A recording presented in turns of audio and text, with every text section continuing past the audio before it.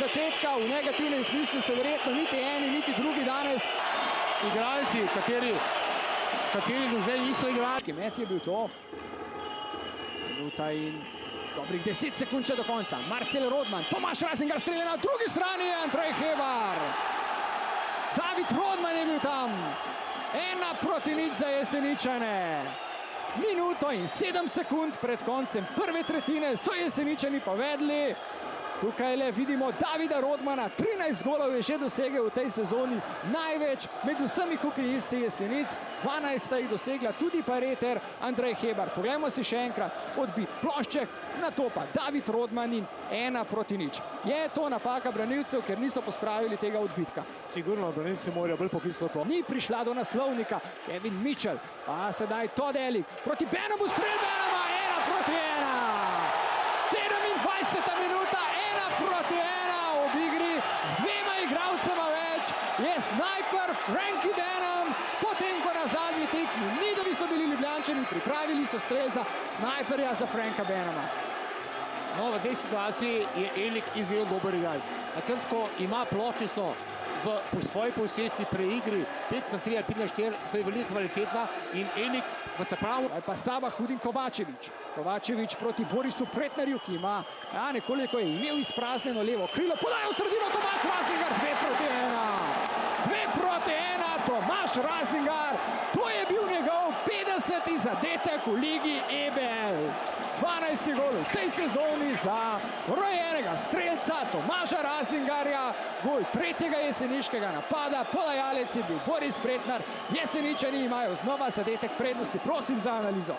No, ravno sem hotel omeniti, da je Olimpija v strašanskem naletu. Pri teh izključitvah so se Jeseničani dobro izčrpali in Olimpija je začela. Inter, groznik igrata v tej drugi tretjini skupaj v branilskem paru, Aleš Mušič pa že v napadalni tretjini. Strel Mušiča nevarno, Glavič brani, še enkrat, ko je streljal Riba, vratnica plošček je v golu, 2-2.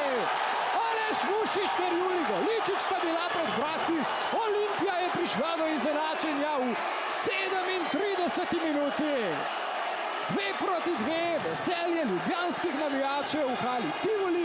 Aleš Mušič je pokaže strelec, njegov drugi gol v tej sezoni. Zanimivo, oba zadetka letos je dosegel na tekmah proti Jesenicam. Zadel je v četrtem kolu in pa tudi tokrat. Poglejmo, kaj se je zgodilo. Glavič je dvakrat dobro obranil. No, tukaj je posledica strašanske želje ljubljanskih igralcev po zadetku. Že prejšnjo minuto so imeli kar nekaj priložnosti. Ploščice se odbijajo, vendar je vse to skupaj Gaber Glavič ukrotil. Tukaj v tem delu pogledajte, kakšna želja je bila za zadetek. Ima seveda. So se zbrali okoli vrat, sedaj pa Andrej Hebar. Še vedno Hebar, kakšna poteza in gol! Evrogol Andreja Hebarja v svoji matični dvorani proti klubu, kjer je začel igrati hokej, kjer je njegov oče trener. Je Andrej Hebar spravil v deliri jeseniške navijače. V kakšni formi je Andrej Hebar? Kakšna poteza je bila to? Velemojstrska, težko že čakam počasni posnetek. Takole ni se odločil, kaj za strel, počakal, na to pa kam je zadev. Povsem pod vratnico Andrej Hebar. No, tukaj je imel dve možnosti, zato ker je bil na drugi strani, poglejmo, je bil David Rodman.